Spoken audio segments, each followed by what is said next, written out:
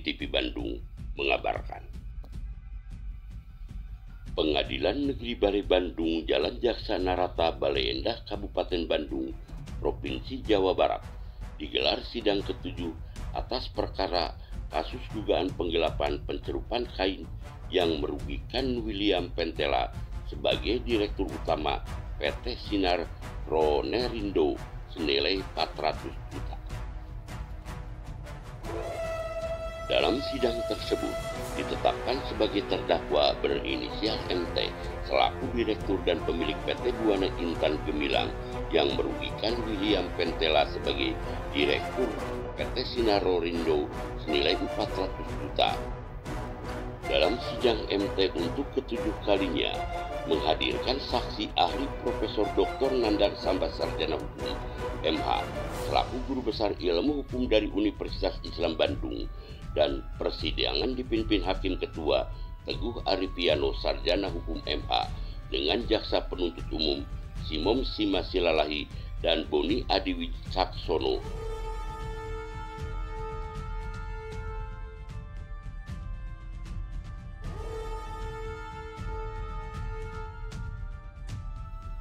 Mensri di kasus ini sudah terlihat karena barang tersebut menurut ahli pidana tak kunjung dikembalikan dan tidak ada itikat baik, atau dalam arti kata itu kan bilik milik seseorang.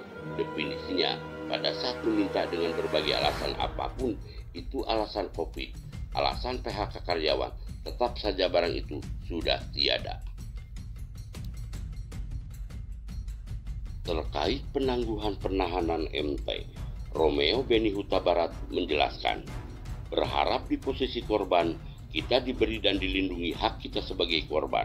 Harapannya agar terdakwa itu ditahan kembali. Namun bila hakim punya pendapat lain, kita ikutlah. Yang penting harapan kita saat putusan nanti kita diberi keadilan yang seadil-adilnya.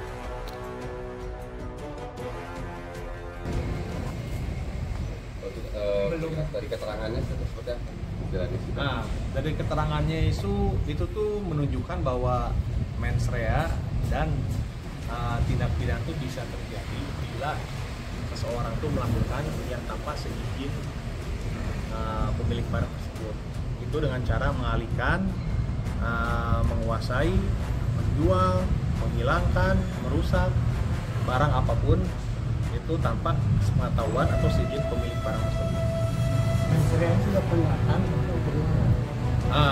Menurut keterangan ahli sih sudah kelihatan karena barang tersebut tidak kunjung dikembalikan dan tidak ada itikat baik ya. Itikat baik dalam arti kata yaitu kan barang milik seseorang, definisinya pada saat diminta dengan berbagai alasan, apakah itu alasan COVID, alasan PHK karyawan, tapi barang itu sudah tidak ada. Cuma kan ahli tidak bisa secara gamblang untuk menunjukkan bahwa itu terjadi tindak pidana atau enggak. Cuman ilustrasinya itu bila barang seseorang milik seseorang dialihkan, dikuasai atau dipindah tangankan, dirusak tanpa seizin pemilik, itu sudah termasuk tindak pidana. Biarpun hakim sempat menanyakan juga kepada ahli nilai materinya apakah mempengaruhi tindak pidana, tidak. Menurut ahli pidana, perbuatannya dilihat pidana, bukan kerugiannya. Jadi bila tindak pidana tersebut terpenuhi, itu sudah bisa dikategorikan tindak pidana tanpa melihat jumlah kerugian material. Tadi ini kan sudah ke-6 atau ke-7? 7. Ya, posisi terdakwa sendiri, nanti kita mungkin menjelaskan. Ya, jadi sepengetahuan saya sebagai kuasa dari PT Sinar Ronerindo bahwa awalnya terdakwa itu ditahan oleh pihak Polda, dilanjutkan penahanan oleh kejaksaan, namun ditangguhkan oleh hakim dengan alasan kesehatan. Kita sih masih berharap bahwa kita di posisi korban, kita diberi haknya, dilindungi hak kita sebagai korban agar terdakwa tersebut harapan kita ditahan kembali. Namun bila hakim punya berpendapat lain, kita yang penting harapan kita pada saat putusan nanti kita diberi keadilan seadil-adilnya dan ya hakim dapat melihat korban lah secara gamblang dan secara hati nurani. Nah untuk terdakwa sendiri kan itu sekarang ini kan ditangguhkan. Apakah Bapak selaku kuasa hukum dari pelapor itu sudah mendapatkan surat pemberitahuan nggak dari pengadilan? Mungkin yang mendapatkan jaksa ya, karena kan bersidang jaksa.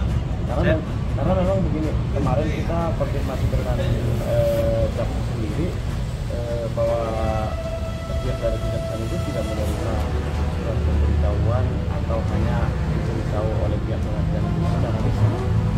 Ya, saya juga kemarin hadir pada saat sidang penetapan penahanan, sidang kedua.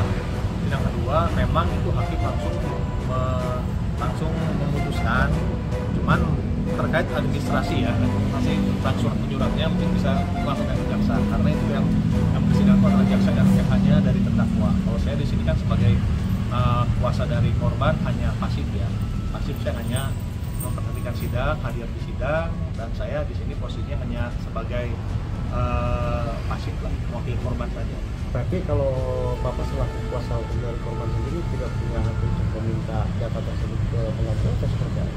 Nah itu di konteks jaksa nanti, jaksa yang berhak, jaksa yang berhak, karena ini persidangan masih berlanjut kan. Nah, itu berprosesnya silakan rekan-rekan ditanya jaksa saja. Kalau saya tidak punya, saya nanti bilangnya ada ataunya nggak ada, dibilang nggak ada ataunya ada kan salah. Tapi yang pasti itu kewenangan jawaban ada di jaksa. Perkiraan memang berlanjut berapa kali sidangnya? Saya sih menurut yang sudah pengalaman saya bersidang, sekarang kan posisinya sudah ahli. Nanti minggu depan tuh saksi meringankan dari terdakwa, langsung tuntutan, ya, pledoi, replik lah ya, 6 sampai 7, cuma kan tentatif ya. Antara mungkin nanti sidang kan diundur 2 minggu ya, karena minggu depan tuh hakimnya ada pelatihan. Jadi diundur 2 minggu. Nah, apakah 2 minggu tersebut nanti saksi yang dihadirkan?